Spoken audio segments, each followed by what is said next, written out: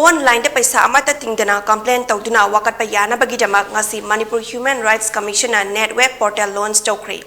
Houzik Fawbada case Kunitoi Lagle Haina Fongdokre. Wafam Asi Ngasi Manipur Human Rights Commission ki office ta commission asigi chairperson Khaidem Manina portal asi hangdokladuna hakibani. Mahakna makhatana haikibada Manipur human rights di violate tobiraba kaya ama lay adubu commission da wakatpagi chang aduki matik nemi miyamna aingi thongjilda changduna miyoibagi right ta singnarakpa matamda chap chana thengnaba yai habisi khangbiyu ngasi hangdokliba web portal asina kanagumbana human rights ka mari lainaba hiramda wakatningba matamda portal asida changlaga marik chumba report amadi perpetrator ki maming matha haptuna complaint torpa yaragani portal asida houzik case kunithoi lakle case sing asi cognizable la natraga non cognizable offense la habdu check tawraga thabak paikhatlagani Manipur da case kaya su moto case ta lokhat payai adubu thogdo khudingma commission gi mi masing fawba suna leitabana konsinba ngamde member masing ahum laigadaba commission asida sutnagi member ama khakna thodang yaba haibasi awaba amani maram aduna laingak nasu member athubada haptuna miyam gi thabak tobada khongjel yang khathanba mathau tai haina phongdokhi Manipur Human Rights Commission की तोंगांबा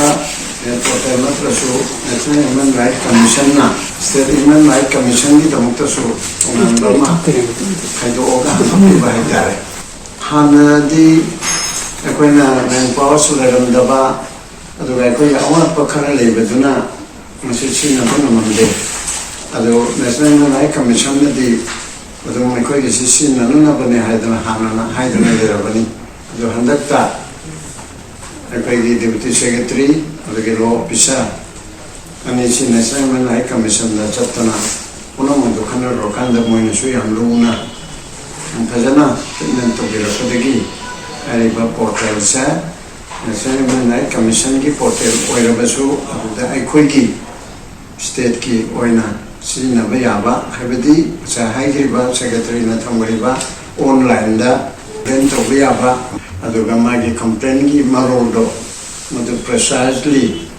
kara montana sinichine ne hegi amada o ana cognizable oi beya ko monda cognizable beya ko monda aduma complaint tharaga madu ekoina khacha thagada Hiram asiga mari lenina commission asigi secretary TS Chitra Devi na haikibada yamna line na amadi Peisa Tingdana miyamna mobile natraga computer amagi matengna hektamak net web portal asida changlaga human rights ka mari lena basingi wakatpa yaragani file toba matamda marik chumba details sing irakatabani file Toukhre case ama hekta karamba progress leire haiba portal asida yengba yakani facility asina soidina miyamda ajoba kana ba ma organi haina phungdokhi Human Rights Commission net web portal si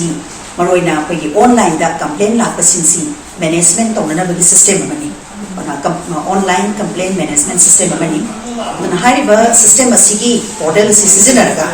complainant amana mana human rights ka mari leina ba case ama pagi file tawsi yagani masigi file tawba matam sida ma jike complainant sida masana seasoner ba computers pagi mobile sida OTP malakani hariba OTP si validation tawraba matungdadi masagi mana ke file tawgudulba case to gi pagi details mayam si hariba portal sida through da loina ma fill up tawba yaga tawibani